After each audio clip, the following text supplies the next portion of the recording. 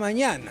Estamos ya en ampliación de noticias. Ricardo Gómez Palma y Omar Mariluz los acompañan esta mañana de domingo, último día del mes de mayo. Ya mañana entramos a una nueva etapa. ¿A qué me refiero? A la segunda fase de reactivación que anunció el presidente. La ministra de Economía dijo que en los próximos días, Ricardo, va a salir ya el decreto, la norma que va a definir qué actividades entran en esta segunda etapa, en esta segunda fase. Y bueno, por lo pronto también vemos que el tema de los contagios sigue avanzando. Pero muy buenos días ante todo, Ricardo.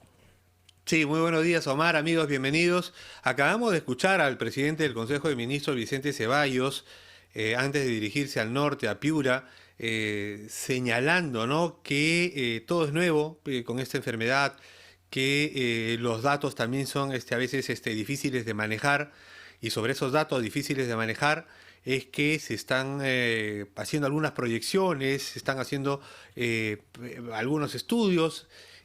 Para el gobierno, para el Ejecutivo, estamos en una meseta larga y espera el Ejecutivo, el gobierno, esperamos todos, que si es así, esto en los próximos días empiece a descender lentamente, ¿no? Aunque algunos consideran que, y viendo cómo los números crecen, la meseta no es tal. Pero, Omar, vamos a ver, todo depende también de lo que hagamos nosotros en el cuidado de nosotros mismos, de nuestras familias, ¿no? Y cuando salgamos a trabajar, de nuestros compañeros y de las áreas en las que nos desarrollemos, ¿no? Claro que sí. Sin duda, lo que sí tenemos, y es una realidad, es que esta pandemia, este estado de emergencia, va a dejar huella en varios hogares, en millones de familias peruanas que están viendo muy complicada la situación. Y al respecto, el Programa de las Naciones Unidas para el Desarrollo, el PNUD, ha elaborado un informe sumamente interesante que grafica, Ricardo, la realidad del Perú pre-COVID. Ojo, es decir, te dice cómo estaba la situación pre-COVID, cuán vulnerables son o eran las familias peruanas para entender lo que puede pasar adelante después de este gran remesón, este terremoto que ha generado el COVID-19. Estamos ya en la línea con Gabriela Eljegren. Ella es oficial del Programa de las Naciones Unidas para el Desarrollo justamente aquí en Perú, para que nos dé más detalles de este informe de vulnerabilidad. Gabriela, muy buenos días. Muy buenos días, Omar, ¿cómo están? Muy bien, gracias. Por la invitación. En principio queríamos entender a grandes rasgos lo que han encontrado en este estudio, que evidentemente es antes de la pandemia. Ustedes están queriendo mostrar cuán vulnerables son las familias peruanas, los hogares peruanos. Efectivamente, desde el Programa de Naciones Unidas para el Desarrollo hemos lanzado una serie de estudios para poder entender un poco mejor la realidad antes de la pandemia, durante la respuesta y la recuperación, ¿no? Este es uno de los primeros estudios que hemos sacado. Después vamos a hacer también un impacto socioeconómico, vamos a medir el impacto socioeconómico del COVID a nivel nacional y también a nivel de territorio. Y el otro estudio que se nos viene muy pronto también es uno de vulnerabilidad rural. ¿Y qué han encontrado en este estudio en particular? ¿Cuáles son los resultados que arrojan? Con respecto a este estudio, lo que nosotros vemos, tratamos de estudiar cuáles son las vulnerabilidades o las características de un hogar que influyen en su capacidad de anticipar, resistir y recuperarse de la pandemia, ¿no?, de la amenaza. Entonces hemos priorizado 5 vulnerabilidades que consideramos las más representativas y que están vinculadas a los activos principales con los que cuenta el hogar. Estas son vulnerabilidad monetaria, es decir, que un hogar es vulnerable si no cuenta con los medios monetarios suficientes para satisfacer sus necesidades básicas. Vulnerabilidad alimentaria, es decir, que un hogar es vulnerable si no cubren con una dieta alimentaria mínima de acuerdo con los requerimientos calóricos para una vida saludable. Y vulnerabilidad laboral es cuya sumatoria de ingresos laborales de distintas fuentes de ingresos no supera la remuneración mínima vital. Las otras 2 últimas que hemos medido, que porque son 5, es la vulnerabilidad financiera, es los hogares que no tienen ningún tipo de ahorro o de acceso al sistema financiero ni fuera de hídrica, vulnerabilidad hídrica, los hogares que no están conectados a una red pública. Los resultados que me preguntas. Los resultados, la verdad, son bastante preocupantes y te muestran pues la foto de cómo están estos hogares frente a esta pandemia y ayuda a entender por qué tal vez esa curva no está bajando. Sí, te escuchamos, Gabriela, pero ¿cuál es el resultado? ¿Cuál es el nivel de A ver, vulnerabilidad? Digamos, entendiendo estos cinco indicadores, ¿cuál es el nivel ujú. de vulnerabilidad de las familias peruanas pre-COVID-19? Pre-COVID, el 65% de los hogares peruanos son vulnerables. Wow. Es decir, 6 de cada 10 ya eran vulnerables, registrando por lo menos un tipo de vulnerabilidad. Esto equivale a 5.8 millones de hogares, ¿no? El tipo de vulnerabilidad más frecuente es el de vulnerabilidad laboral, 34%, que es bastante alto, seguido de la vulnerabilidad financiera, que es 30%. Vulnerabilidad financiera entendido como no tienen ningún tipo de acceso a financiamiento ni por la fuente formal ni informal. Además, llama la atención que sí las personas en condición de vulnerabilidad en las zonas urbanas es mayor, 4 millones de personas, pero principalmente en Lima, 1.4 millones, pero en términos relativos la vulnerabilidad en zonas rurales es mucho más alta. El 88% de los hogares en zonas rurales es vulnerable, ¿no? Comparado a un 58% en las zonas rurales. Y es curioso ver que, por ejemplo, la vulnerabilidad financiera es la vulnerabilidad principal en las zonas urbanas, mientras que la vulnerabilidad laboral es la principal vulnerabilidad en las zonas rurales. Y Ahora, entonces, Gabriela, con todos esos indicadores que conocíamos, que conocían ustedes, que tenían perfectamente identificados, y con lo que está ocurriendo ahora, que no hace sino agravar esa situación, además del diagnóstico, podemos pasar a señalar algunas acciones concretas para mejorar esta situación. sí, claro que sí, porque esta situación realmente es bastante preocupante, como decía, sobre todo si combinas los 3 tipos de vulnerabilidad o los 5 tipos de vulnerabilidades. Tenemos más de 500.000 hogares que sufren de falta de acceso a agua y no tienen ingresos salariales. Y si a eso le sumas un tema más allá de las vulnerabilidades como hacinamiento, de los 9 millones de peruanos de hogares, 2,5 millones viven en condiciones de hacinamiento y 25% de estos hogares viven en hacinamiento no extremo, por ejemplo. Entonces, Ya. dentro de las medidas inmediatas que se deberían tomar en la respuesta, por ejemplo, está el tema de hacer estas pruebas de detección de hogares con hacinamiento y ver mucho más claro dónde está la concentración de los hogares hacinados, que probablemente estén en las zonas donde la curva es la curva de contagio es bastante más elevada. Otra acción muy urgente es reforzar el abastecimiento de agua a hogares sin acceso, ¿no? Porque el lavado de manos es una de las medidas principales que se debe de tomar. Luego también es importante mirar a las regiones, coordinar con los gobiernos locales. El análisis que hemos hecho también es a nivel departamental y ahí es muy importante decir que los 5 departamentos con más alta tasa de vulnerabilidad, que va alrededor del 84%, también son los 5 departamentos con el índice de desarrollo humano más bajo. Y eso es realmente alarmante.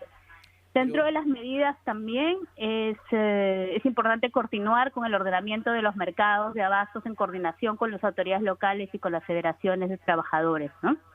Claro. Em, Pero Gabriela, sí, si ya teníamos, digamos, pre-COVID, que 6 de cada 10 hogares en el Perú tenían algún tipo de vulnerabilidad, con el impacto del COVID, con el impacto sobre todo del estado de emergencia que ha golpeado severamente los ingresos de las familias, el empleo de miles de trabajadores, la situación se va a agravar, la situación se puede agravar.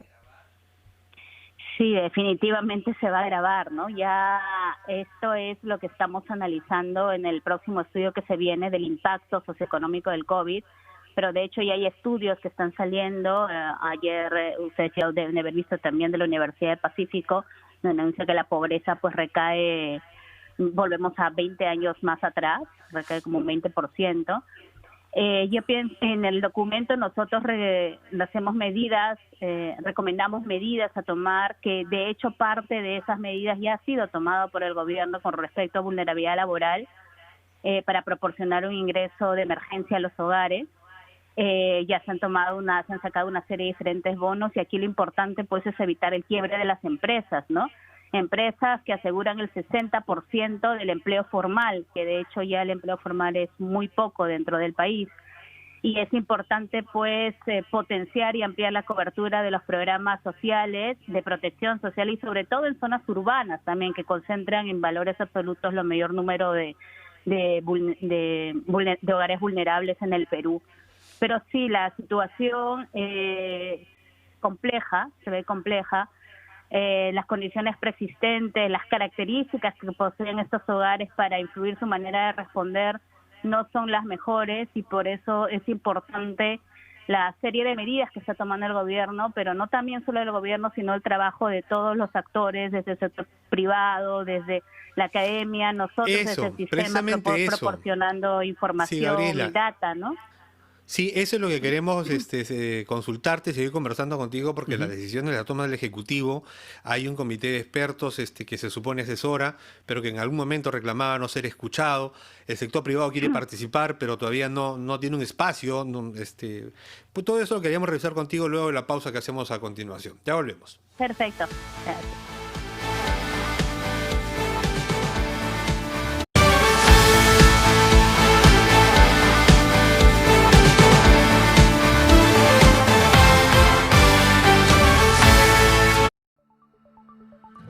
Son casi 8 millones de escolares los que están estudiando de manera remota debido a la emergencia por la COVID-19.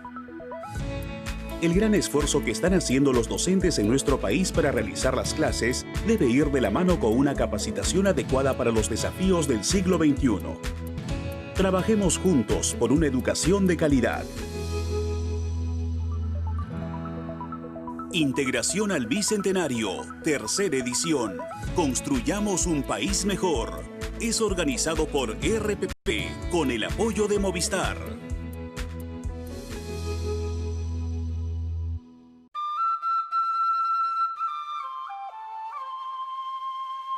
Luis Alberto Soto Colque es un comunicador cusqueño que solía narrar partidos de fútbol en quechua. Ahora, durante la cuarentena, narra cuentos, mitos y leyendas de comunidades altoandinas, también en quechua.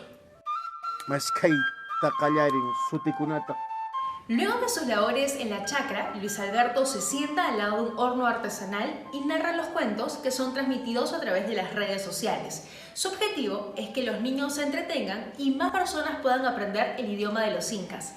En medio del estado de emergencia por el nuevo coronavirus, hay buenas noticias para compartir. Tupananchis, Tincunanchis, Camaña, Gualeja. Durante esta emergencia, los periodistas de RPP te informamos sobre lo que ocurre en todo el país. Durante todo el día, en radio y televisión en simultáneo, estamos contigo.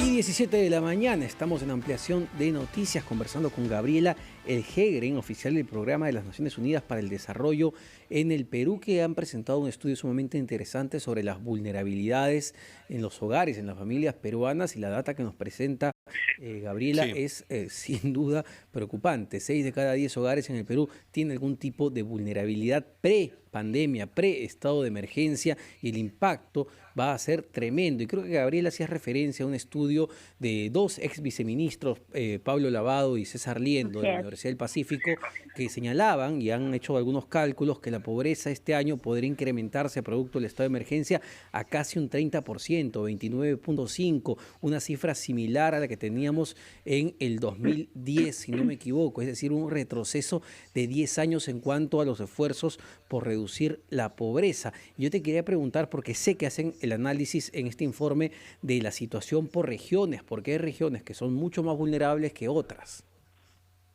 ¿Aló? Sí, efectivamente hay regiones mucho más vulnerables que otras, y como comentaba en un momento, las regiones con menor índice de desarrollo humano son las regiones con mayor vulnerabilidad. Y estas son Huancavelica, Puno, Pasco y Cajamarca, ¿no? Ajá. Estas presentan alrededor de 84-83% de hogares vulnerables, y las vulnerabilidades de mayor incidencia son laboral. A nivel departamental son 13 departamentos que tienen hogares vulnerables laboralmente, y 9 departamentos, 9 regiones que tienen una vulnerabilidad financiera. Y además, en todas las regiones, las zonas rurales pues son las que presentan esta mayor vulnerabilidad. Claro. Sí, pero Gabriela, sí, además de tener ya identificados cuáles son las regiones con mayores vulnerabilidades, las poblaciones con más vulnerabilidades, más aún en este escenario de emergencia, de cuarentena extendida, queríamos pasar al siguiente paso, ¿no? A ver, cuáles eran las participaciones que podía tener, por ejemplo, el sector privado, la academia, los comités de expertos, para pasar precisamente a tratar de atender mejor a esas poblaciones, desde la economía y desde los factores que tú has señalado. En ese sentido, algunos consideran, por ejemplo, cuarentenas focalizadas. No sé qué visión se tiene desde la PNUD. A ver, hay diferentes medidas que se pueden adoptar, pero lo cierto es que, como decía hace un momento, no es un trabajo solo del gobierno, ¿no? Es necesario un trabajo coordinado de los diferentes actores. Es necesario que haya una concertación con el sector privado, con la academia, con sociedad civil también, ¿no? Que están organizándose a través de, por ejemplo, la Mesa de Concertación para la Lucha contra la Pobreza, discutiendo desde qué manera se puede apoyar. Es importante también la generación de este tipo de estudios que ayudan a ver cuál es la foto general más allá del día a día en el que está metido, por ejemplo, los diferentes sectores viendo las diferentes medidas. Te dicen, mira, por aquí tenemos que focalizar y no lo habíamos visto tal vez. Y en ese sentido, en otros países, por ejemplo, donde no existe un índice de pobreza multidimensional que te ayuda a ver la foto completa del problema para dar una solución más específica, se está desarrollando un índice de vulnerabilidad multidimensional, en el que están participando los diferentes sectores y diferentes actores para ver justamente desde un enfoque multidimensional cuáles son estas variables por las que se tiene que actuar y cuáles son las acciones que se podrían tomar desde los diferentes sectores y con la participación de los diferentes actores. Y justamente eso, ¿no? Hablando de la participación del sector, de la sociedad civil, del sector privado, no sé cómo evalúan desde el PNUD una medida como los comedores populares en una coyuntura como la actual, que permitiría alimentar a mucha gente y a muchas familias que en este momento están complicadas y permitiría quizá que el sector privado apoye, que los propios vecinos apoyen. Sí, como digo, hay diferentes medidas que se pueden evaluar, ¿no? Hay medidas a través de asociaciones públicas privadas que se podrían empujar, que hablábamos todas las agencias del sistema hace poco con la CONFIEP. Nosotros desde el Programa de Naciones Unidas para el Desarrollo estamos tratando de buscar soluciones innovadoras acercándonos a la academia y al sector privado, como por ejemplo para ofrecer o para desarrollar mejoras innovadoras a los mercados satélites, por ejemplo, que está trabajando Produce, eso lo estamos viendo con Produce. Estamos viendo el diseño de prototipos de equipos de seguridad, de cascos que salvan vidas también con empresas, tratando de vincular en nuestro rol articulador como PNUD al sector público, al sector privado y a la academia, ¿no?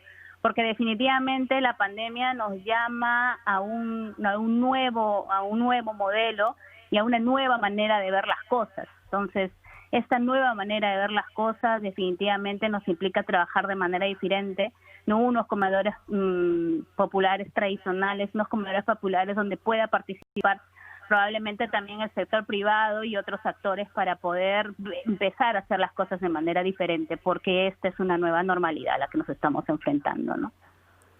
Ajá.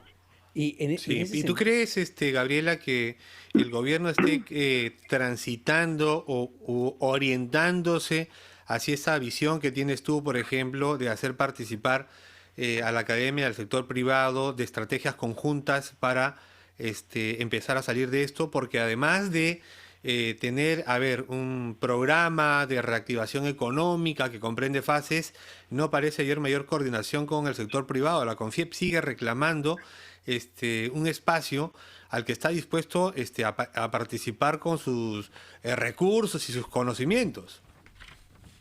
En todo caso, el rol de nosotros como PNUD es articular estos diferentes actores, ¿verdad? El gobierno hace su mejor esfuerzo. Desde PNUD estamos con el gobierno, con diferentes sectores, con Produce, con Agricultura, con PCM. Estamos tratando de apoyar, ver en cómo podemos reforzar las intervenciones que se están realizando, y también estamos tratando de articular con estos otros actores, ¿no? Con sector privado. Como digo, tenemos varias intervenciones en las que estamos con sector privado, con sector público, con varios de los ministerios y también con la academia. Entonces, de repente, en el día a día no se ve, pero nosotros, en nuestro trabajo diario, sí lo estamos viendo que hay esta articulación, porque, como digo, no es un trabajo solo del gobierno, sino también es un trabajo de todos los actores y también de la sociedad civil y el individuo en particular, que tiene un rol muy importante en este proceso para poder controlar la pandemia, ¿no? Ahora, Gabriela, sin embargo, sí es posible. Sin embargo, hay problemas que no son evidentemente de este gobierno, pero son mucho más estructurales y que complican lamentablemente el avance de la pandemia y el avance de los contagios. Tú lo mencionabas, uno de ellos, el hacinamiento que existe en el país. Varias familias viviendo en espacios muy pequeños y imposibilita lamentablemente el cuidado. ¿Cómo logramos empezar siquiera a mejorar esta situación? A ver, esto no es una situación que se soluciona de un día para otro, ¿no? Esta situación de hacinamiento data de hace muchos años y además no es solo una situación de Lima, es una situación que atañe a los gobiernos locales y a los gobiernos regionales también. La cifra de hacinamiento de no pobre es alrededor de 25%, ¿no? Wow. Estos análisis que nosotros estamos realizando y los próximos que vienen para ver el impacto, nos hemos puesto a disposición de los sectores.